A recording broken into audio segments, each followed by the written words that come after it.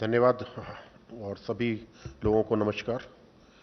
मैं आज आपके समक्ष एक साइंटिफिक स्टडी सीरो प्रेवलेंस पे जो दिल्ली की आबादी के ऊपर की गई थी उसके बारे में एक संक्षिप्त विवरण प्रस्तुत करूंगा।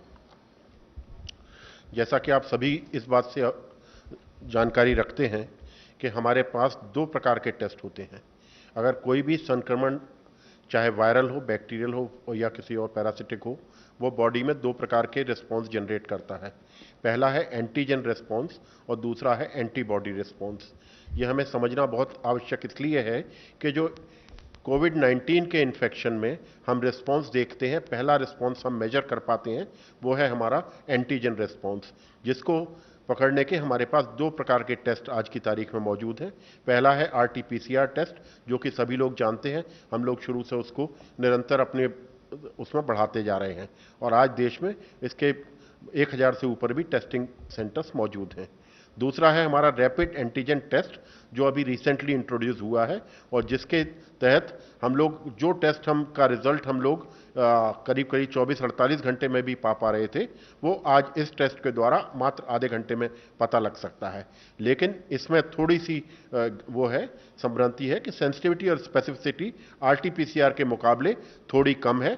तो पॉजिटिव हो जाते हैं, लेकिन नेगेटिव को अगर उनको सिम्टम होते हैं तो दोबारा टेस्ट किया जाता है। इन दोनों टेस्टों का एक उपयोग यह है कि व्यक्ति के ट्रीटमेंट में और मैनेजमेंट में सहायक होते हैं। ये यहां पर ध्यान देने की बात है, ये व्यक्तिगत रूप से हमको ट्रीटमेंट और मैनेजमेंट में सहायक के रूप में कार्य करते हैं दोनों टेस्ट। दूसरा हमारा टेस्ट है एंटीबॉडी डिटेक्शन टेस्ट। ये हमारा टेस्ट है जो कि हम सीरो सर्विलेंस कहते हैं और सीरो सर्वे स्टडीज में इसको उपयोग किया जाता है। इसका मुख्य उद्देश्य है एक कम्युनिटी प्रेवलेंस और कम्युनिटी इन्फेक्शन का प्रेवलेंस एट कम्युनिटी लेवल और पॉपुलेशन लेवल असेसमेंट का ये हमारा एक मापदंड माना जाता है। अगर हम इसका देखें कि इसकी हमें आवश्यकता क्यों पड़ी और यह आवश्यकता क्या है साइंटिफिक स्टडीज में, तो हम जहां तक मैं एक आपको उदाहरण के तौर पर देना चाहूंगा कि हम कोई सा भी सर्विलेंस नेटवर्क लगाएं, कहीं ना कहीं हमारे कुछ लोग इन्फेक्शन से जो संक्रमित होते हैं या जो इन्फेक्शन को एक्सपोज होते हैं, वो हमारे सर्विलेंस के दायरे से छूट जाते हैं। और वो स्वाभाविक भी है, क्योंकि वो लोग एक तो वो इंक्यूबेशन पीरियड में हो सकते हैं, दूसरे वो एसिम्प्टोमेटिक फेज में हो सकते हैं, तीसरे वो प्री सिम्प्टोमेटिक फेज में हो सकते हैं, और तीसरा, चूंकि हमें वायरल लोड बिल्टअप होने में हमारे अपने शरीर की अपनी क्षमता होती है, जिसके अनुसार शहने शहने वायरस का हमारे शरीर में एक लेवल बढ़ता है और जब वो लेवल एक टेस्ट को पकड़ में आने की सेंसिटिविटी के दायरे में आता है, तभी वो टेस्ट उसको पकड़ पाता है। तो इस प्रकार कुछ लोग हमारे इसके दायरे से बाहर रहते हैं। वो बर्डन हमको असेस करने के लिए और वो बर्डन हमको बताता है कि हमारी पॉपुलेशन में किस हद तक एक वायरस का एक्सपोजर हो गया है। तो इसी को हमने डिटेल में जानने के लिए ये सीरो सर्वे किया। आप सभी को जानकारी है कि इससे पूर्व एक आईसीएमआर ने सीरो सर्वे किया था, जिसमें कि उन्होंने पूरे देश में सर्वे किया था और 0.07 प्रेवलेंस निकला था। ये दो प्रकार का सर्वे था। पहला था जिसमें सिटीज को जीरो प्रेवलेंस, मिनिमम प्रेवलेंस और मीडियम और मैक्सिमम प्रेवलेंस में क्लासिफाई किया था, और दूसरा था हैवी प्रेवलेंस डिस्ट्रिक्ट्स को, सिटीज को, जिसमें कि जब बहुत ज्यादा प्रेवलेंस था उनके सिर्फ कंटेनमेंट जोन में किया गया था। तो इसी प्रकार दिल्ली में यह सर्वे सिर्फ साउथ ईस्ट डिस्ट्रिक्ट के कंटेनमेंट जोन में किया गया था और वहां पर यह सर्वे हमको यह बताता था कि यहां पर प्रेवलेंस या वायरस का एक्सपोजर एक लेवल से आगे हो चुका है। तो इसी को पूरी तरह एस्टिमेट करने के लिए हमारा ऑब्जेक्टिव था कि दिल्ली की पॉपुलेशन में infection prevalence among general community कितना हुआ है, यह जानने के लिए हमने यह सर्वे किया था। अब जैसे कि सर्वे के उसके रिजल्ट के बारे में जाऊं तो मैं आपको दो प्रकार की बातें बताना चाहूंगा कि सीरो सर्वे और जो एंटीबॉडीज का हमारे शरीर में जो जनन होता है या जो उसका आगे बढ़ाव होता है, वो पहले हमारा रिस्पांस, बॉडी का इम्यून रिस्पांस IgM जनरेट करता है। ये एंटीबॉडी चौथे से पांचवें दिन और 5 से एसिम्प्टोमेटिक में 7वें दिन आ जाती है हमारे शरीर में। तो इस एंटीबॉडी का यह प्रकार होता है कि यह एक्टिव इन्फेक्शन को दर्शाती है और 5 से लेके 21वें दिन तक इसका डाउनफॉल चालू हो जाता है। 21वें दिन से यह ग्रेजुअली नीचे आना चालू हो जाती है। तो हमको अगर इसकी प्रेजेंस मिलती है तो यह हमको एक्टिव इन्फेक्शन दिखाती है, लेकिन चूंकि यह जल्दी राइज होती है और जल्दी फॉल होती है, इसलिए हमको टोटल एक्सपोजर के बारे में इसमें उतनी जानकारी नहीं मिल पाती। इसी के साथ एक दूसरा एंटीबॉडी रिस्पॉन्स होता है जो कि IgG होता है। यह रिस्पॉन्स थोड़ा सा लेट जनरेट होता है 14वें से 15वें दिन के दौरान, और इसकी एक सस्टेन्ड लॉन्गेविटी होती है, कुछ लंबे समय तक ये रहता है। चूंकि ये इन्फेक्शन एक नए वायरस के द्वारा है, ये मैं यहां पे आप लोगों को इसलिए हाईलाइट करना चाहूंगा क्योंकि कितने समय तक ये एंटीबॉडीज हमारे शरीर में रहती हैं, इसके बारे में अभी डिटेल साइंटिफिक स्टडी के लिए उतना समय साइंटिस्ट को नहीं मिल पाया है। तो ये हमें शहने शहने पता चलेगा कि इस एंटीबॉडी का हमारे रक्त में कितने समय तक मौजूद या प्रेजेंस रहती है, ये जानने के लिए।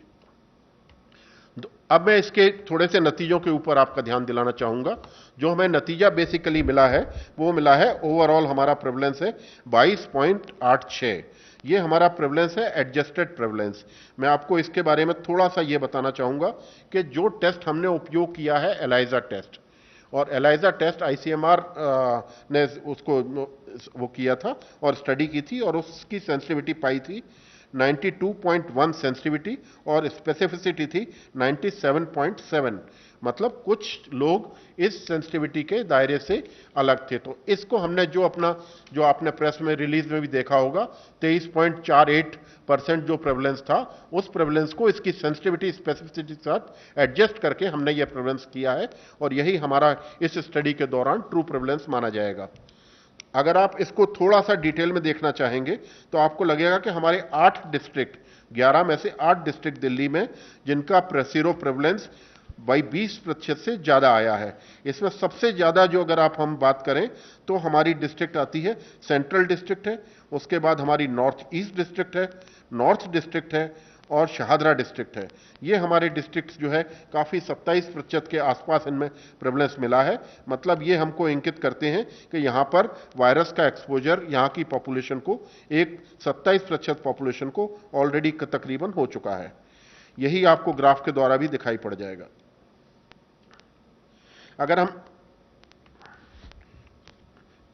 इसके बाद हम ये अगर इसके ऑब्जर्वेशंस को कंपाइल करने की कोशिश करें तो हम ये देखेंगे कि ये हमको 8 डिस्ट्रिक्ट्स में 20% से ज्यादा है। और ये हमको एक बात और ध्यान दिलाता है, जो कि मुख्य स्टडी की जो हम कम्युनिटी प्रेवलेंस की बात करते हैं, वो ये है कि 6 महीने हमारे आज की तारीख में इस आउटब्रेक से हो चुके हैं लड़ते हुए, और दुनिया में इस वायरस का एक्सपोजर 6 महीने से ज्यादा हो चुका है। लेकिन फिर भी अगर हम इसको देखें तो हमारी दिल्ली की पॉपुलेशन 22.86% ही आज की तारीख में इससे एक्सपोजर हुआ है या संक्रमित हम उसको मान सकते हैं। इससे हमें एक और चीज पता चलती है कि हमारे लॉकडाउन वाले मेजर्स और जो कंटेनमेंट मेजर्स एक एग्रेसिव रूप से लिए गए, जिससे कि शुरुआत से ही हम लोग इसको इन्फेक्शन को एक उग्र रूप लेने से रोक पाए, वो एक हमको इसकी सफलता की ओर भी ध्यान दिलाती है। और साथ ही एक और बात जो मुख्य है वो है 77% जनता और 77% आबादी हमारी दिल्ली की आज भी वल्नरेबल है। मतलब कि वो इन्फेक्शन के लिए ससेप्टेबल है, जिनको अभी भी इन्फेक्शन नहीं हुआ है। इसमें मैं ध्यान दिलाना चाहूंगा, हमारी एल्डरली पॉपुलेशन है, हाई रिस्क पॉपुलेशन है, जो कोमॉर्बिड कंडीशन से भी संक्रमित है। तो इसलिए बहुत आवश्यक है कि हमारे जो नॉन फार्मास्यूटिकल मेजर्स जो कि हम एग्रेसिव रूप से शुरू से फॉलो करते आ रहे हैं आज के, वो हमको आगे भी उसी संक्रमितता से और इसी संलग्नता से आगे फॉलो करने हैं। जिसमें मुख्य है फिजिकल डिस्टेंसिंग, जिसमें कहा जाता है 2 गज की दूरी, use of mask, appropriate mask हम लोग यूज करें। तीसरी चीज, हैंड हाइजीन को हम लोग पूरी तरह से फॉलो करें, कफ के एटिकेट्स को फॉलो करें। ये हमारे कुछ ऐसे मेजर्स हैं जिनके द्वारा हम इस संक्रमण को अपनी अगली आबादी में फैलने से रोक पाएंगे। धन्यवाद। Thank you sir. Doctor Paul please.